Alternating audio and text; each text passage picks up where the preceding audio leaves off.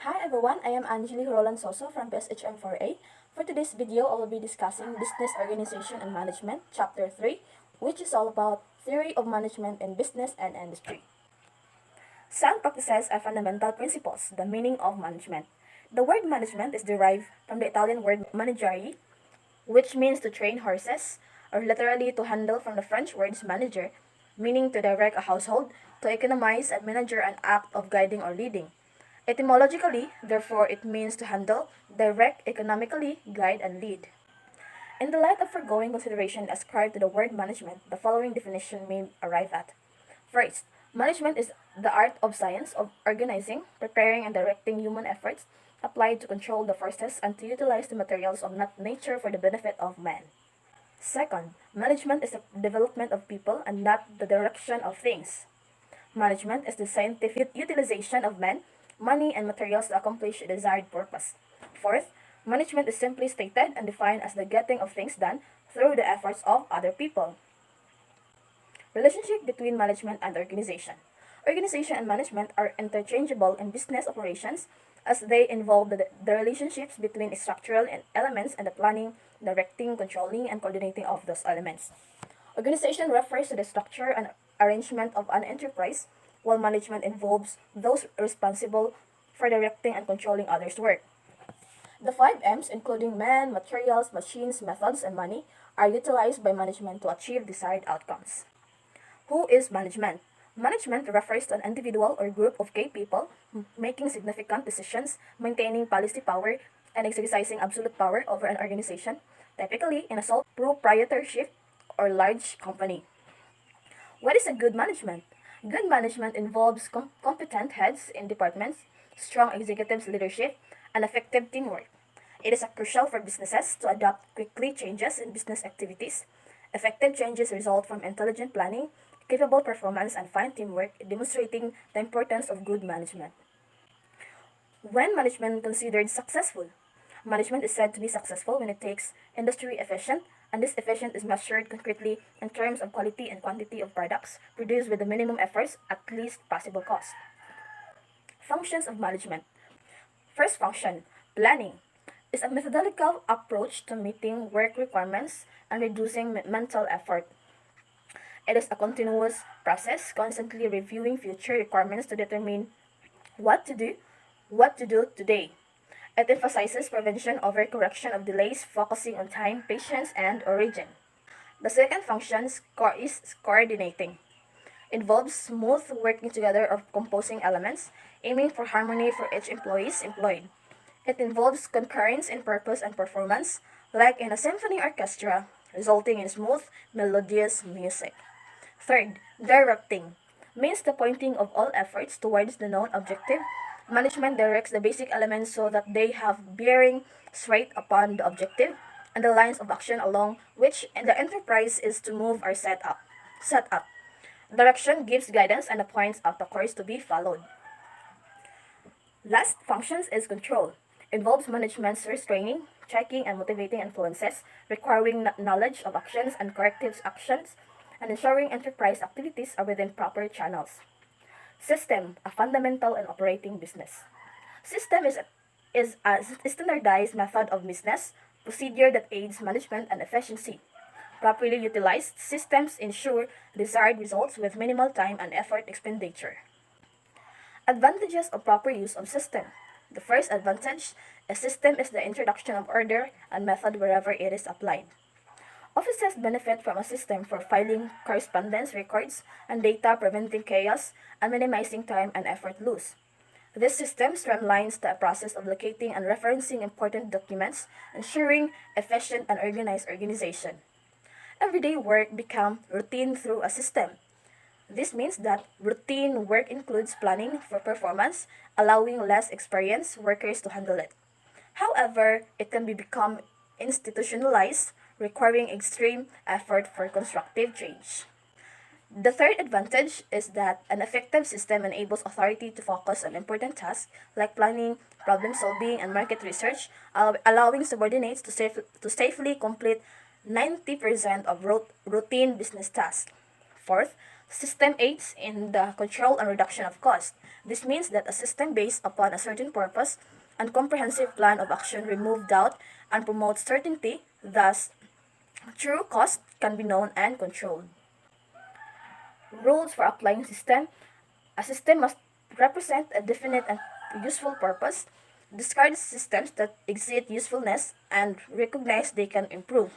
Third, maintaining a system must prove worth its cost.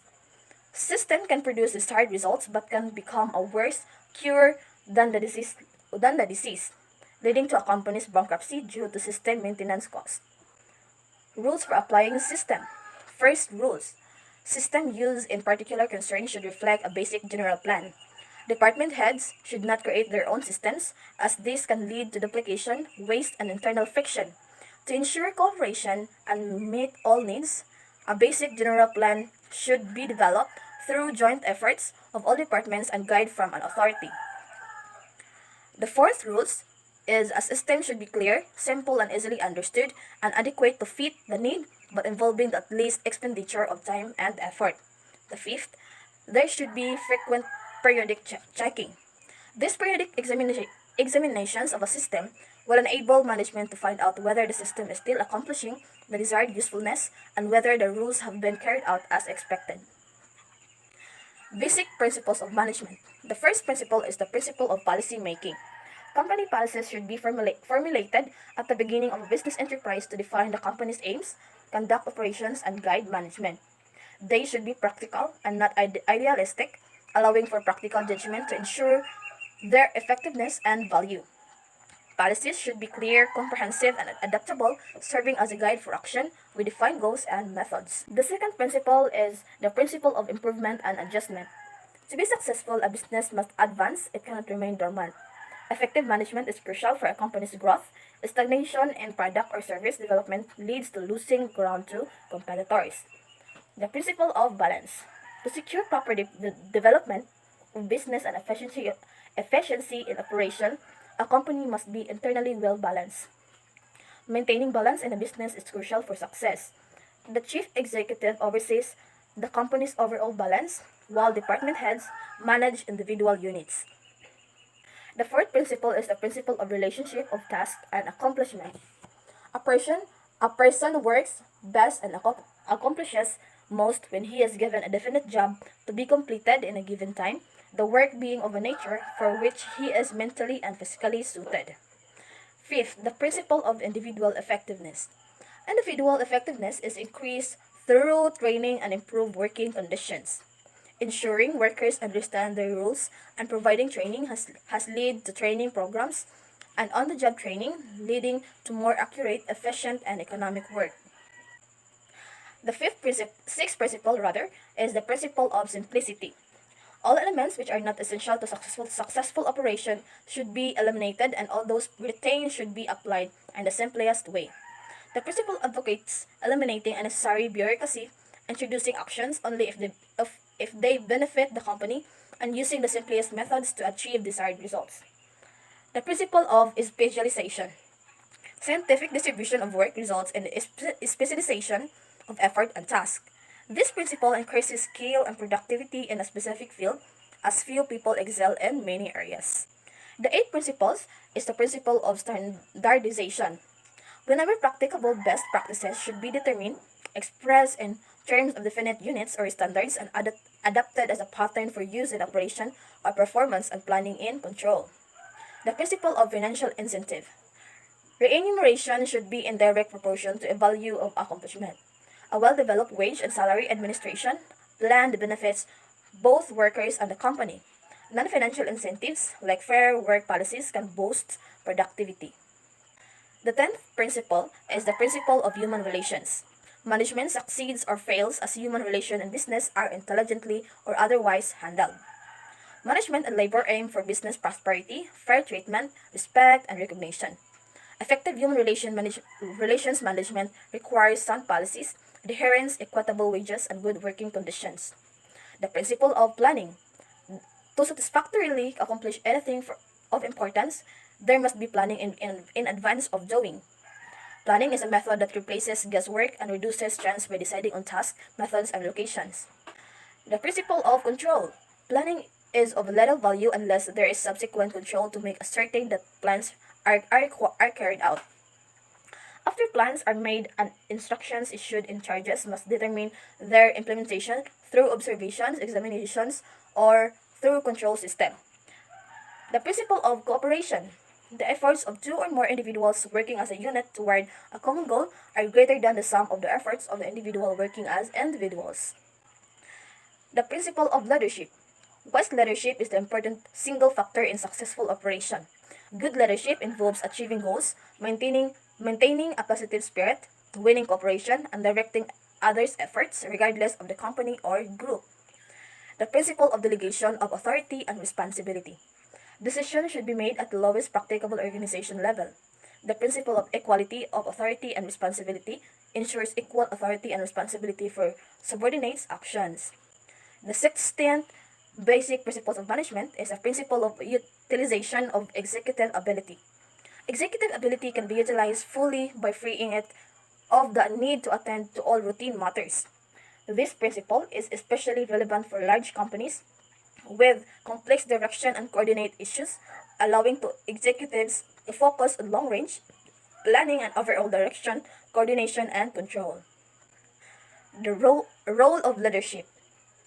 Executive leadership is crucial for successful organization and management even in perfect system and business conditions. Executive leadership is the dynamic element that integrates various interests in an organization, promoting harmony and unity. It involves mind methods, systems, timetables, and standards, while leadership is a psychological process guided by personality, character, and intelligence.